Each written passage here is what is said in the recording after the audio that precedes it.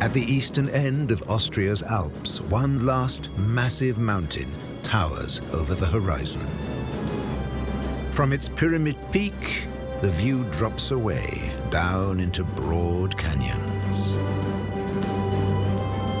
The primeval wildwoods cloaking its flanks a secret magic world.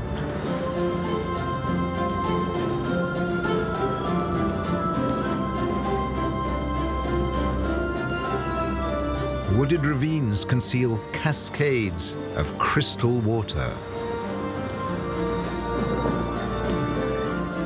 For centuries, a wealth of wildlife has found sanctuary here, with even more arriving year by year.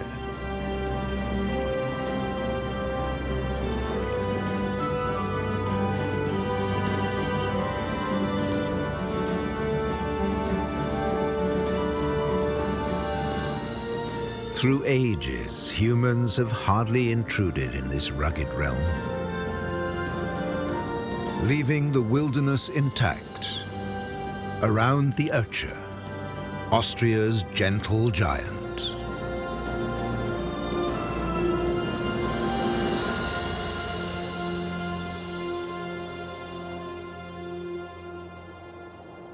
For months on end, the spell of winter has frozen life in the eastern Alps.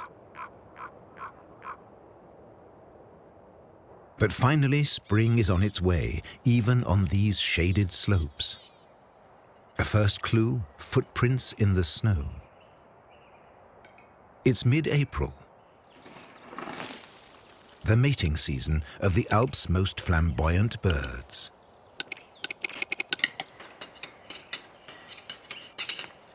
Iridescent and flashy, their plumage shatters the long monochrome winter.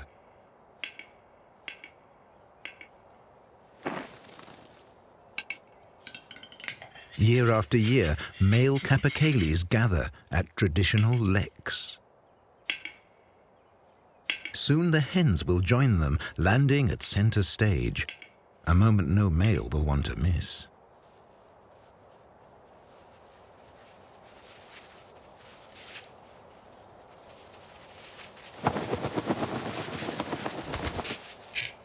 Hoarfrost from a foggy night still glitters on their feathers until the sun warms them.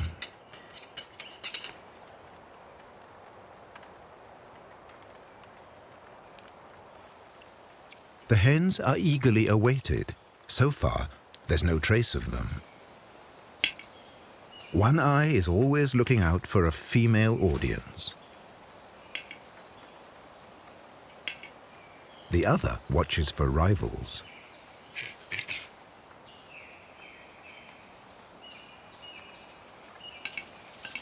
Up to a dozen males will meet on a popular lek. Their confrontations follow a set ritual. First, there are threats, a show of power and of splendor. Next follows a test of pluck and dexterity.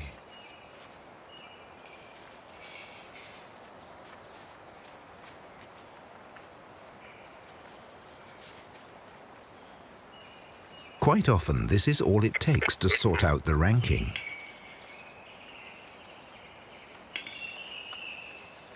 Killing each other is not the point. This is about new life, a spectacle to attract females.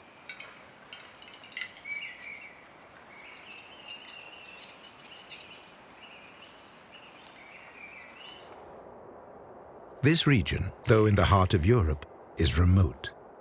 Vienna and Munich, the nearest cities, are 400 kilometers apart.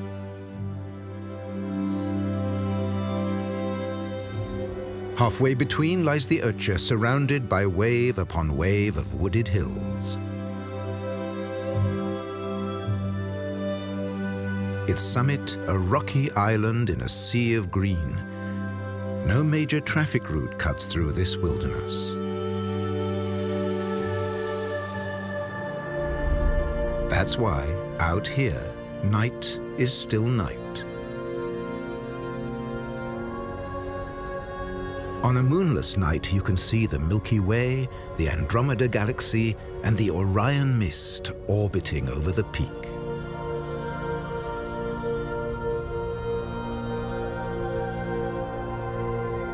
Visitors from light-polluted cities can only marvel at such resplendent skyscapes.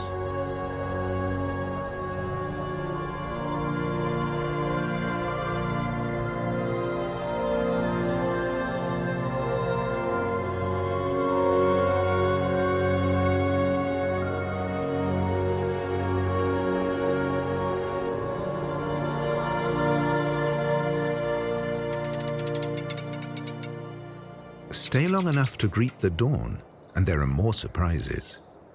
This is a place to meet the wild.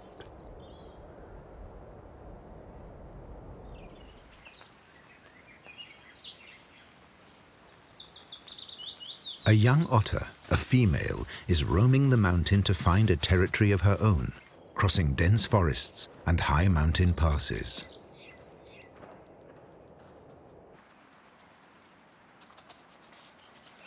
There are wetlands galore, paradise for otters.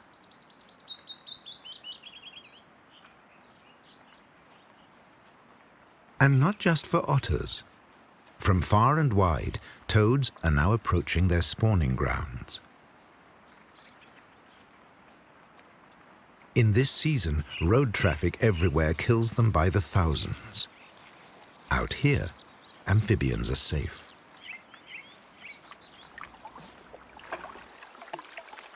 In woodland lakes around the Urcha, hundreds of thousands come together. Across the continent, such places are now rare. Males outnumber females. Find one, hold on tight, but make sure it's a female first.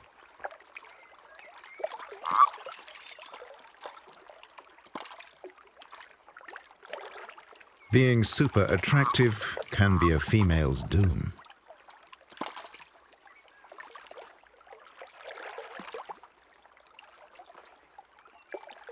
If suitors get too pushy, best escape into the deep. Toads release their eggs in transparent strings which they attach to water plants.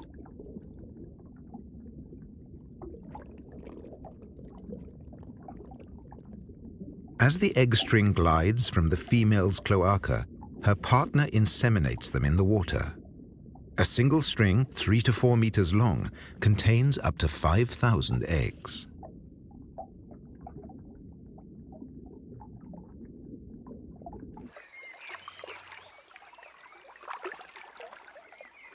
The shallow waters, dark and boggy, are quickly warmed up by the April sun.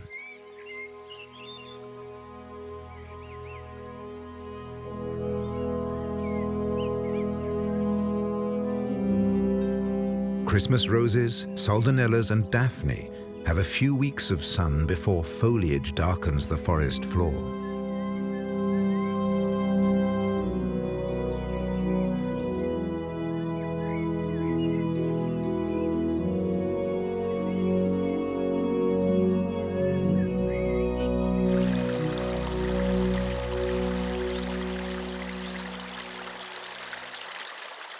On this tributary of the Urcha River, the otter finds a vacant valley.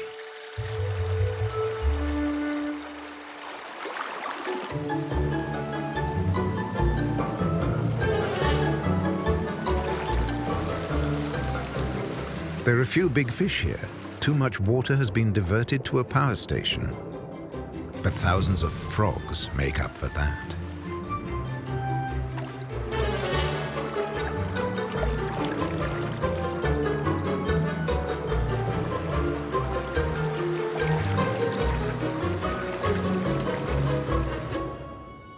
Instinctively, frogs escape into the water.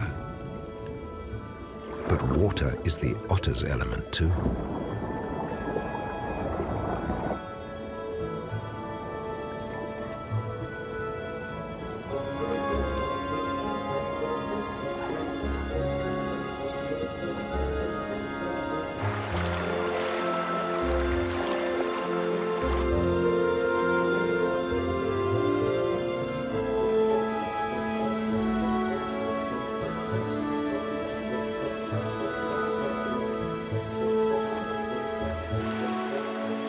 Until 20 years ago, the otter was an endangered species.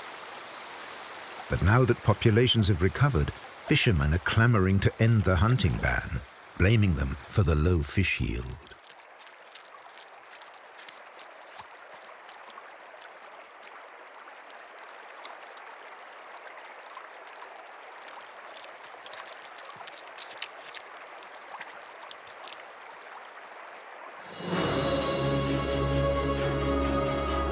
At the foot of the Urcha, water has shaped a singular world, the greatest labyrinth of canyons in the Alps.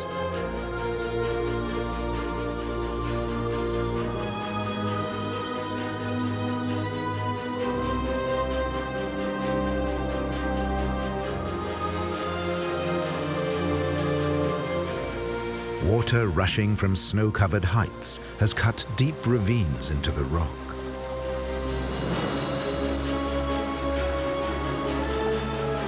During the snowmelt, the rustle and roar of tumbling waters fills the valleys.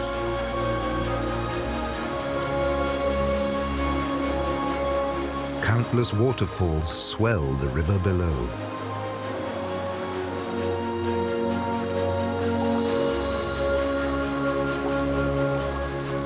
Year after year, millennium after millennium, the river deepens cracks and breaches in the rocks, creating ever new habitats for aquatic life.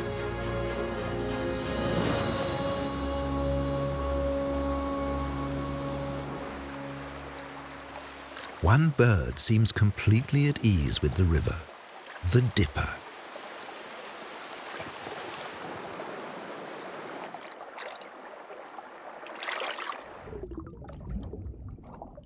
Hunting for insect larvae, the dipper virtually flies in the water, as easily as in the air, navigating even raging torrents.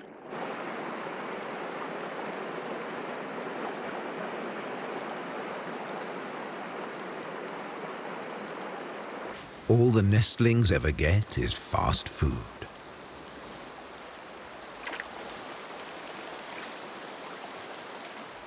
Supplied in endless shifts.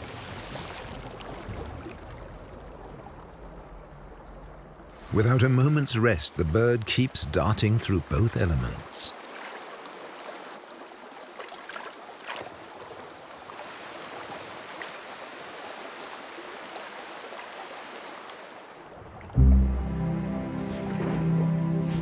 Flying up and down the stream for hundreds of meters, the dipper exploits the full length of its territory.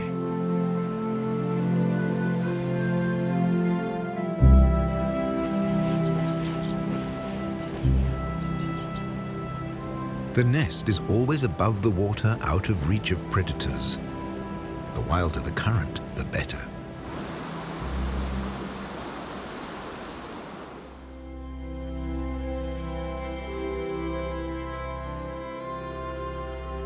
Even where lakes or rivers have vanished, wetlands remain. Most boglands are remnants of former lakes.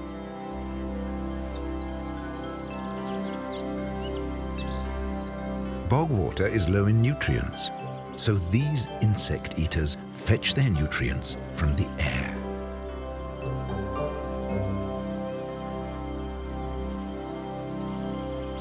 Fenberries and cotton grass, Ice Age relics found only here and in faraway Siberia.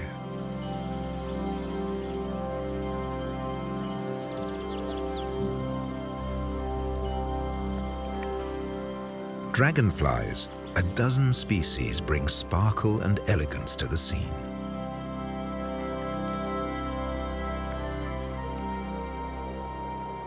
Not all the inhabitants are so visible. There are snakes in the grass. Grass snakes. On the edge of the bog, they meet to mate.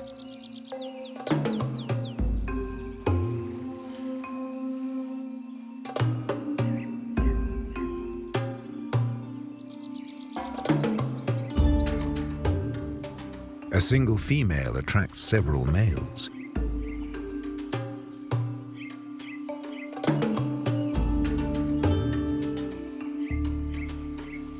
Unlike the venomous northern vipers that share this habitat, there's no aggression between the males, just a bit of jostling for position.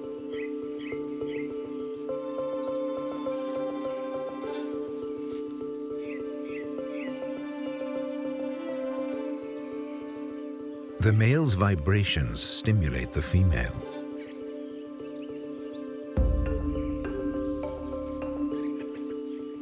Each male tries to be first to unite with her.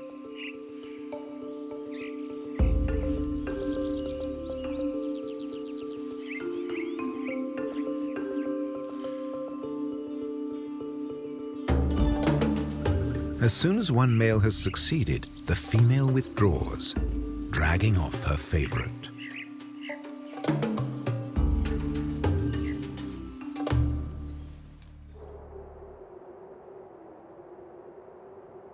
Vast, wild woodlands stretch out from the Ötscher in every direction.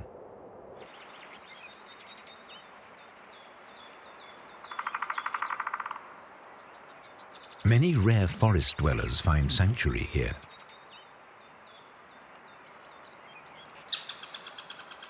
The Eurasian three-toed woodpecker is only found in old-growth woodland.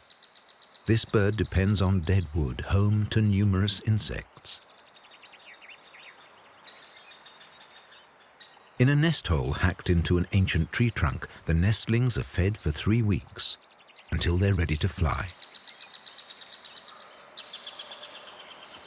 Their first flight takes them into a world full of dangers.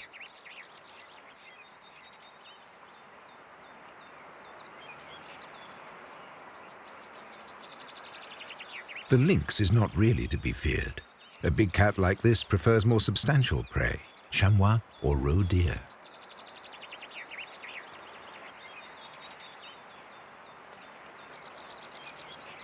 Hunting completely eradicated the lynx from Austria. Now they're gradually returning from the east along green corridors, like the Ötscher forests.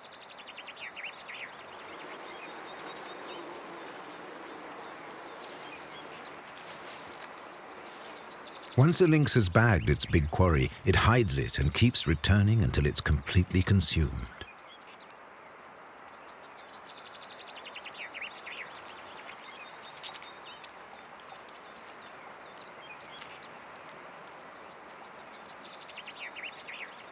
Only time will tell whether this beautiful cat will really get a second chance here.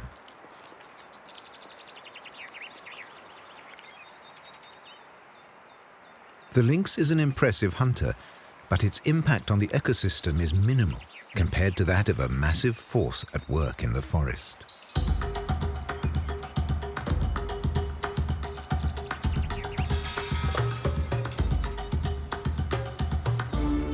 The Ötscher forests are home to dozens of ant species.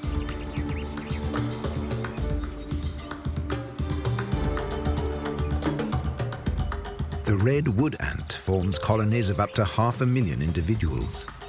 In natural woodland, their huge domed hills of pine needles are a conspicuous feature.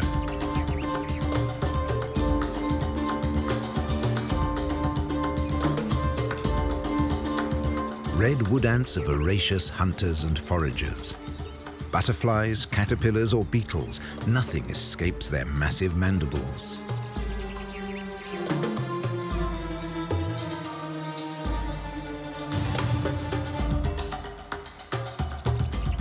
Their sheer physical strength is astonishing. Red ants can carry 60 times their body weight. Tens of thousands of prey insects are dragged into each colony during the summer months.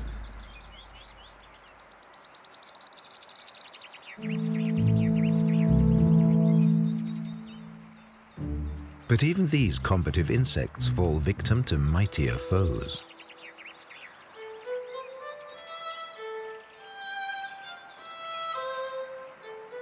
The toads have long left behind their spawning grounds.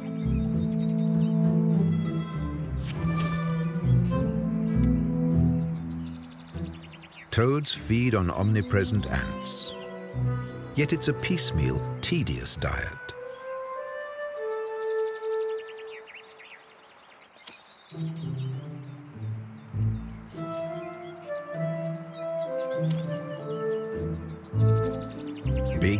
males make a heftier meal.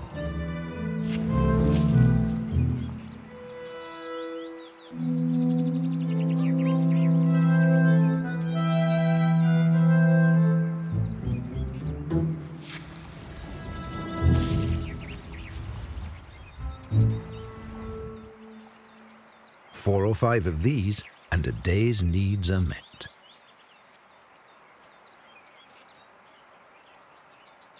The woodlands around the Ötscher feed not just wildlife, but also the local economy.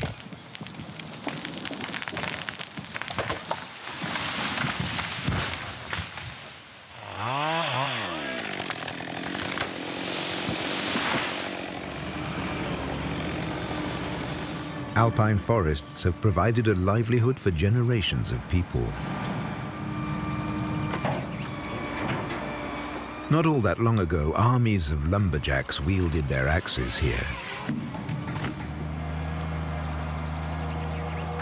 Today, one man and one machine are all it takes. In a single week, 1,000 cubic meters of timber are ready for the road.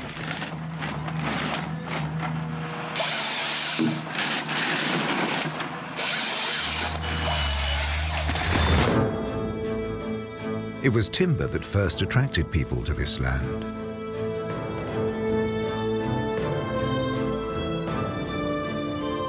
Murals in a local parsonage give an impression of the timber industry 2 centuries ago.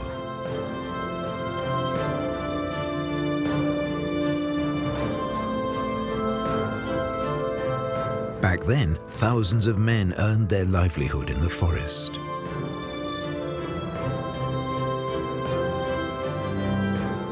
Most of this is history now, but some things are still done the traditional way.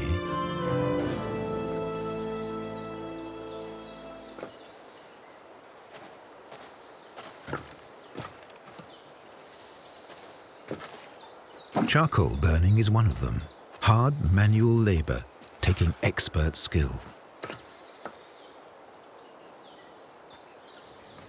Up to the 19th century, huge volumes of charcoal were needed for Austria's iron furnaces. Only charcoal fires were hot enough to melt the metal from raw ore.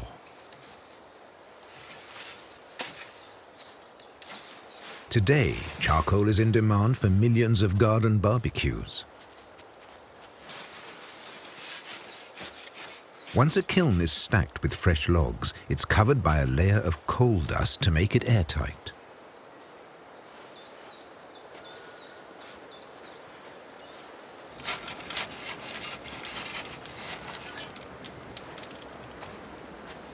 The logs should not burn quickly, but smolder very slowly. So once the kiln is lit, sensitive ventilation is critical.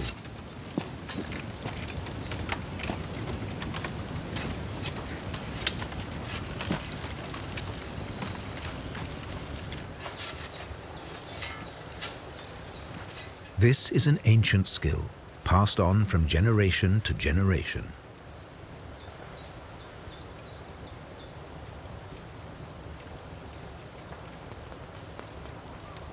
After 2 weeks, the charcoal is ready.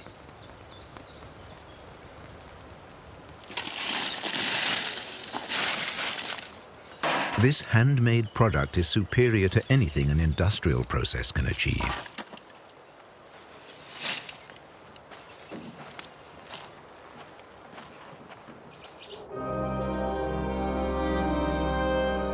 Summer in the Ötscher canyons. For a few mild weeks, even out here, the living's easy.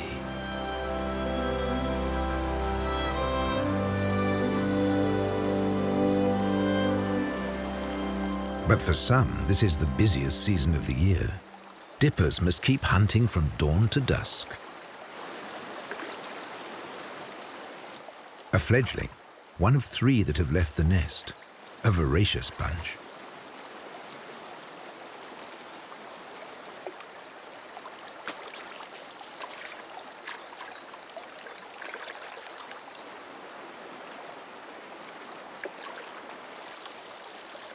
They can never get enough, and they keep their parents busy. The older birds get no break all day long.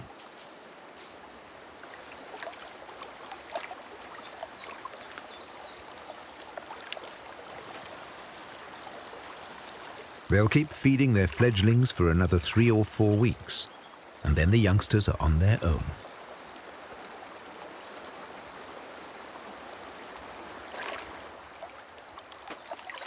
In summer, the dippers don't have their watery territory quite to themselves.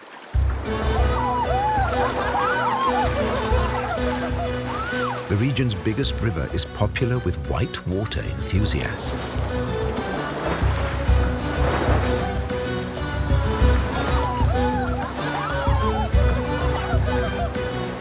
On a sunny weekend, dozens of rafts and kayaks negotiate the cataracts.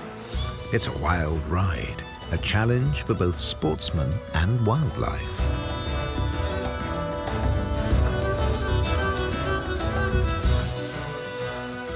These alpine rivers were never exactly quiet. Until the early 20th century, raftsmen risked their lives drifting tons of timber.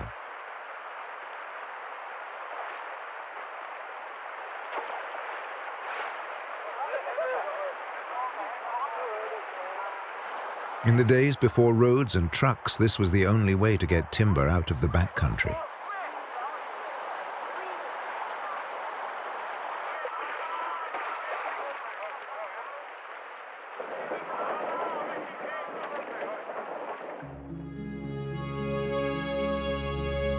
Even now, some of the Ötcher's backcountry remains out of reach.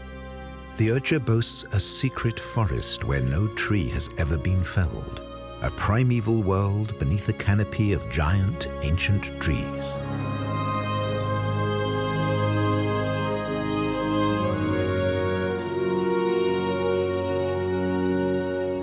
In this dark and musty realm, moss-covered fallen trunks nourish a profusion of organism.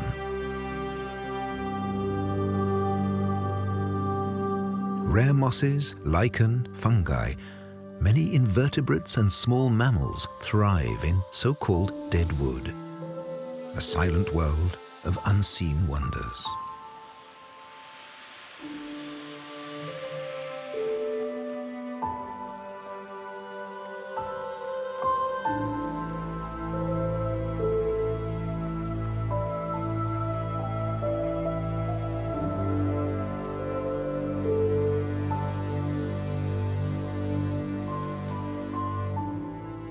Next to this ancient forest, a wilderness reserve has been established, protected by law.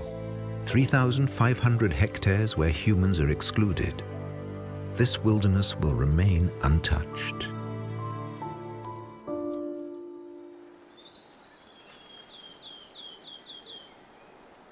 The reserve has become the stage for a remarkable comeback.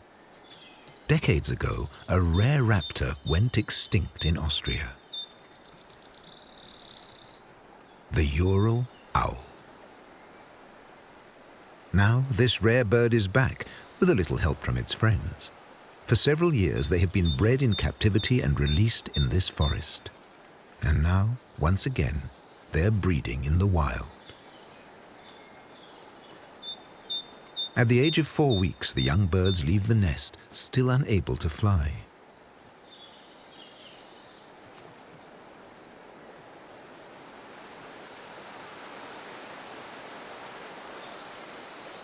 Their parents keep an eye on them. It's the most vulnerable time for the fledglings to be.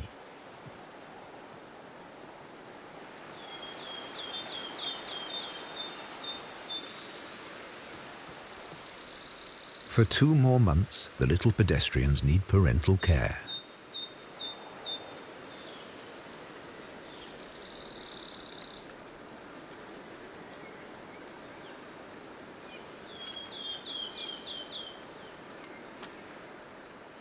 The chances for the Ural owl appear good, thanks to this perfect, peaceful habitat.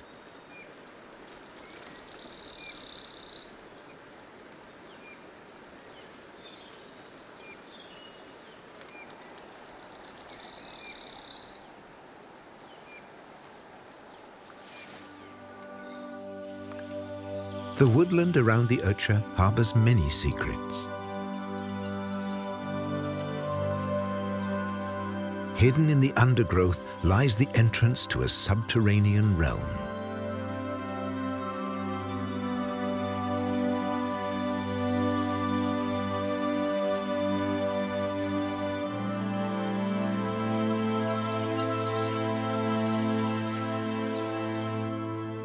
This natural vertical cave, some 50 meters deep, is a place of darkness.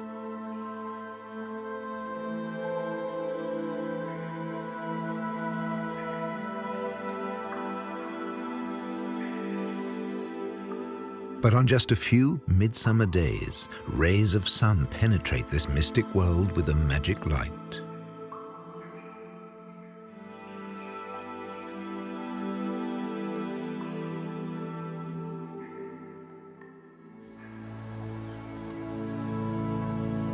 As the sun moves on, darkness returns for another 360 days.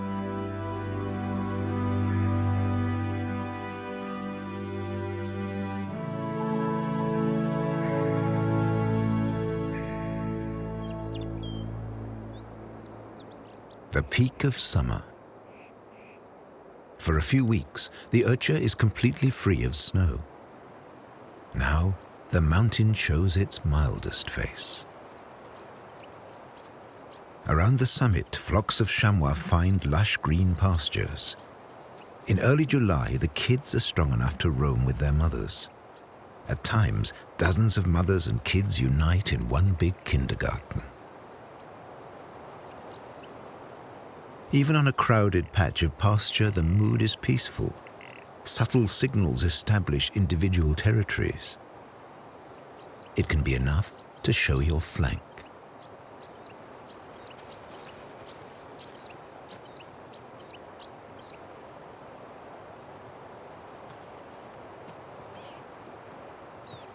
The youngsters too learn to stand their ground in the herd.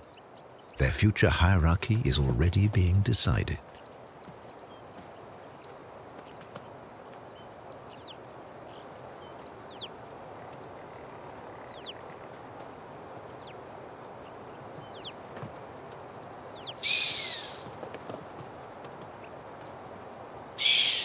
Balmy summer days attract other flocks too.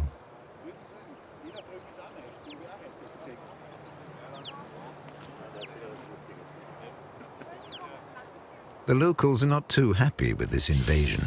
They withdraw to steeper slopes.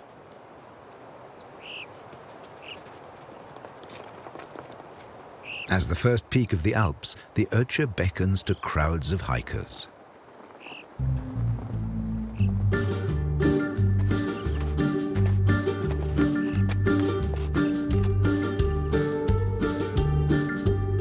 On a sunny weekend, hundreds trek up here to enjoy the view.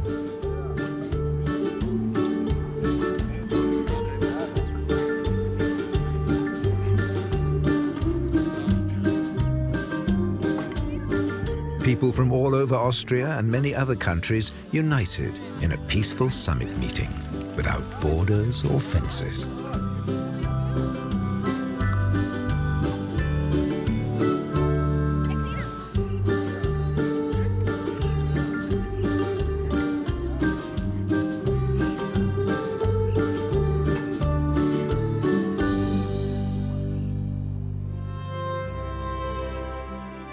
Few places in the Ötcher region are naturally free of woodland. Most mountain meadows and pastures are the work of men who over centuries cleared the land of trees.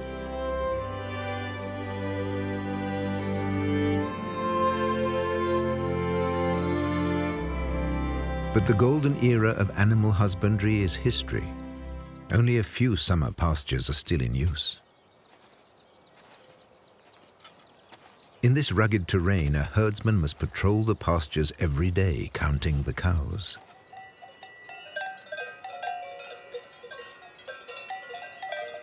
And the cows are counting on him. They love the delicacy he dishes out, a mix of minerals and vitamins. A single herdsman may look after several hundred animals from different farms.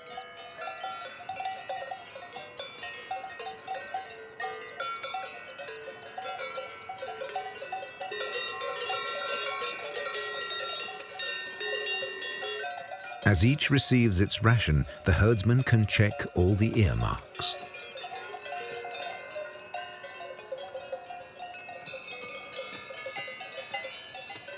And so he makes sure that none is missing.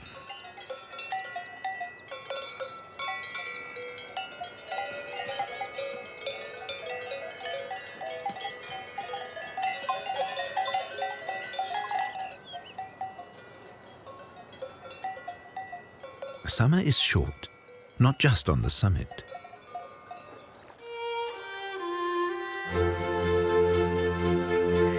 The lakes, too, know summer for just a few weeks.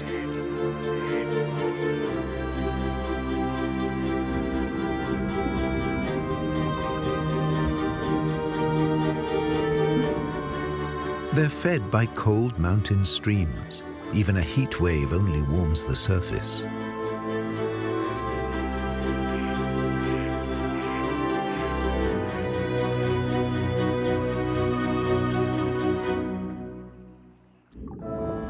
The Urcha lakes are paradise for fish, tens of thousands of wild roach, ruds, and perches.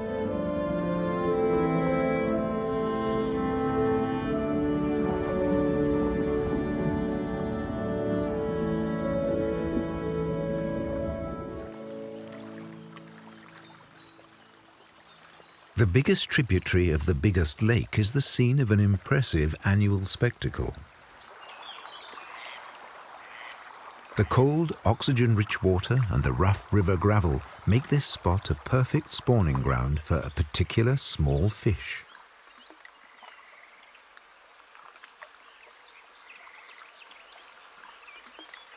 Huge swarms of minnows gather here to mate.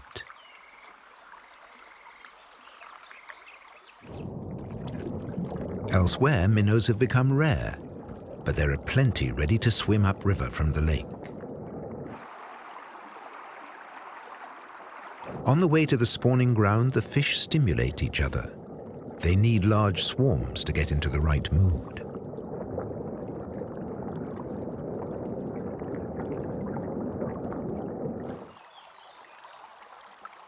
After a few hours, the females are ready. They release their eggs into the gravel where the males fertilize them.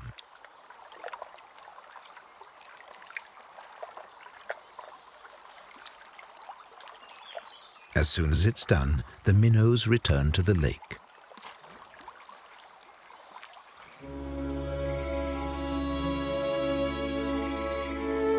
Late August, the first morning mists herald the end of summer.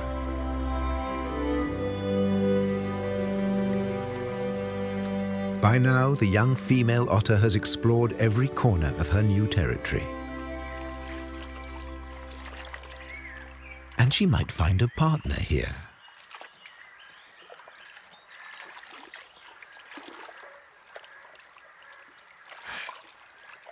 Not exactly love at first sight, just a cautious mutual interest.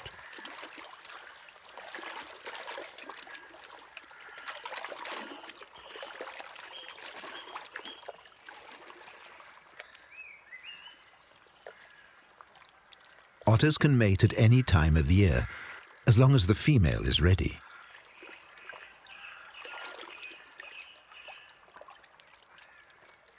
Mutual grooming. That's a good sign.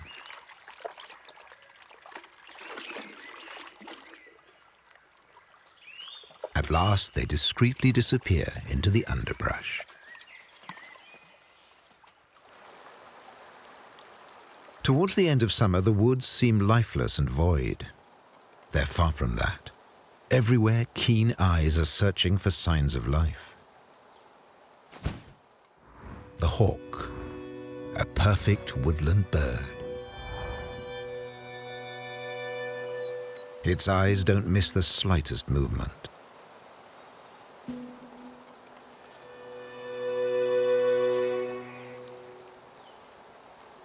And there's no lack of prey.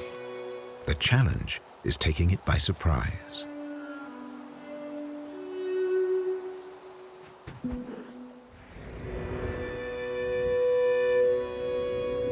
It's a battle of the senses between predator and prey.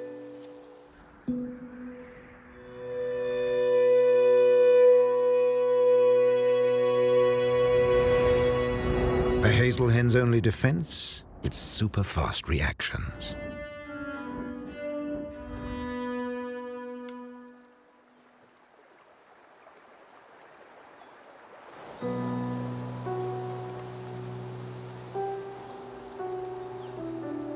Autumn changes the woodland.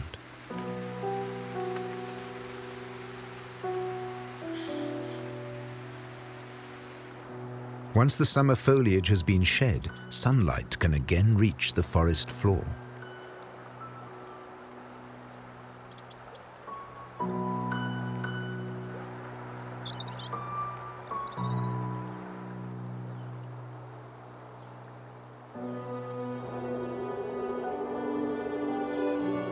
The mists carry the first scent of snow.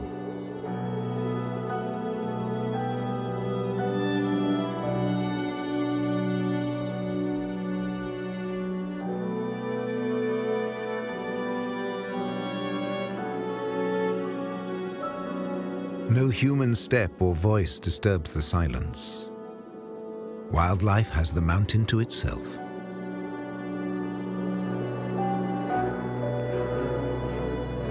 The approach of winter brings action to the rocky slopes. This is the mating season of the chamois.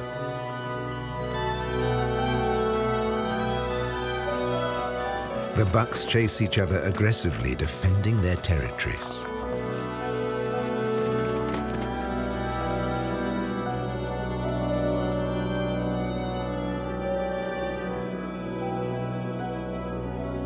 Snow can keep falling for days, rounding off the mountain's sharp contours. Even for the hardy chamois, it's time to leave the heights.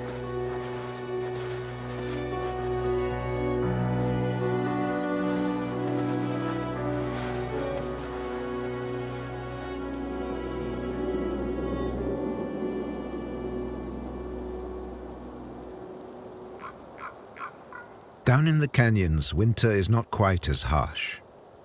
But there's another danger. Again and again, avalanches come thundering down, threatening to sweep animals into the depths. Caution is called for. Not easy in the excitement of the mating season.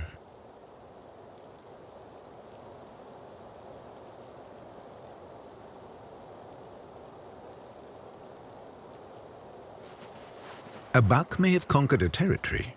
The conquest of a female is another matter.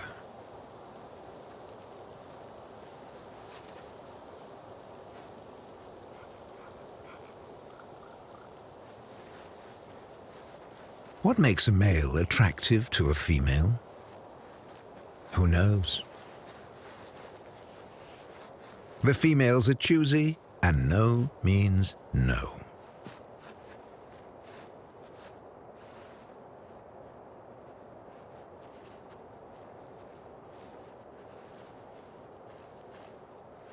Hard to accept, but nothing to be done.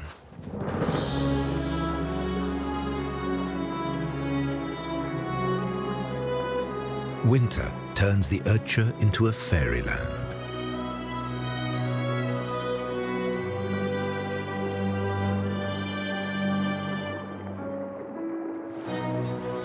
The river's murmur is muffled by the snow.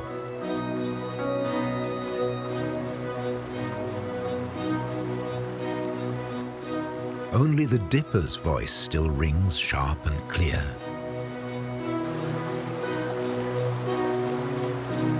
No matter how long it snows, as long as rivers flow, the dipper keeps going.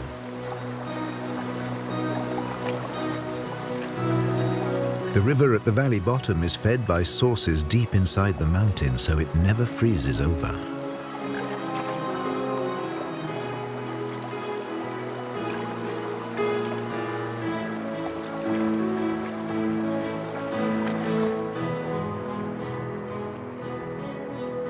Although there's no lack of food, winter seems a bit depressing for a dipper.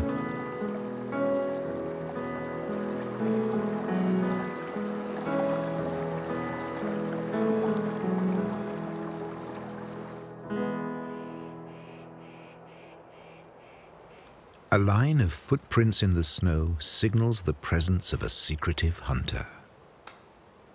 The lynx. It's a young male, a migrant from the east, in search of a partner.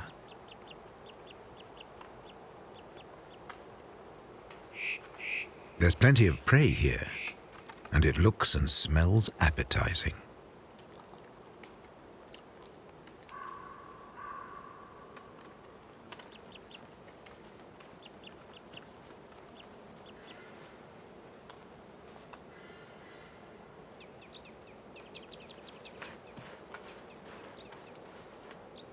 Male lynxes cover enormous distances. Individual territories of 400 square kilometers are not unusual.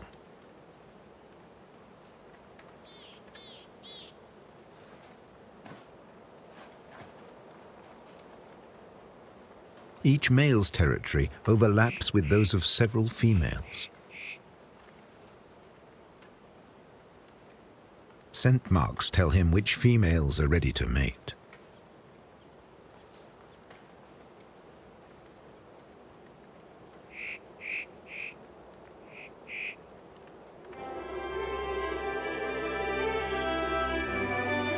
In midwinter, the Urcha's summit seems a hostile, lonely place.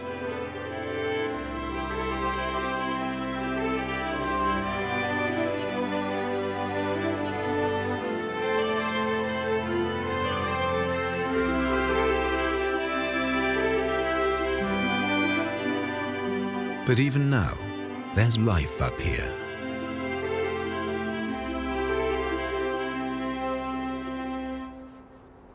Ptarmigans.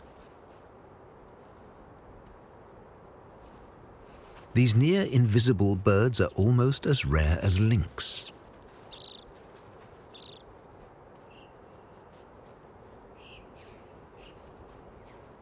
On sunny slopes in the high central Alps far to the west, ptarmigans feel at home.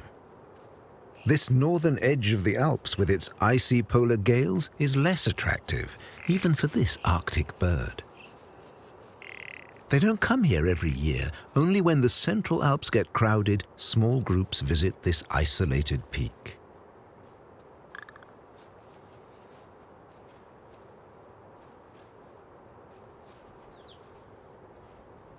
Ptarmigans are masters of camouflage.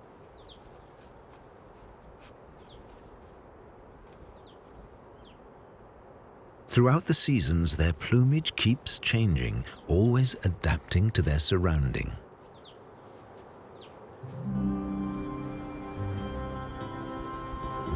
The change of plumage is triggered by the changing length of day.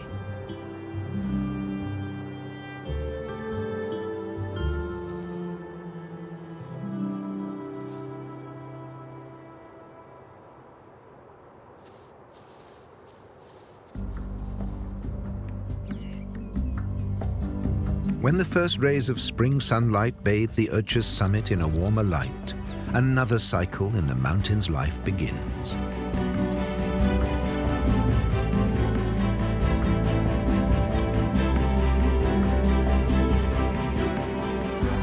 Once again, meltwater will erode the rock, shaping new habitats for plants and wildlife.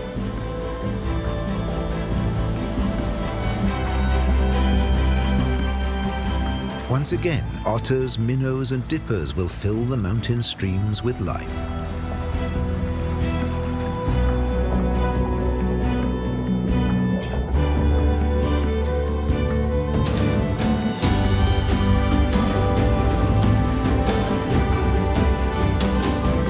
In the ancient forest, time seems to stand still. It's a scene from thousands of years ago.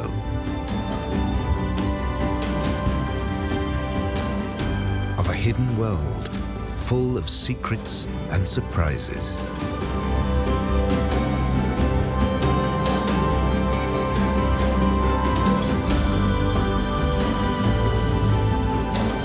The gentle giant is still the guardian of a secret wilderness, a piece of paradise never to be lost.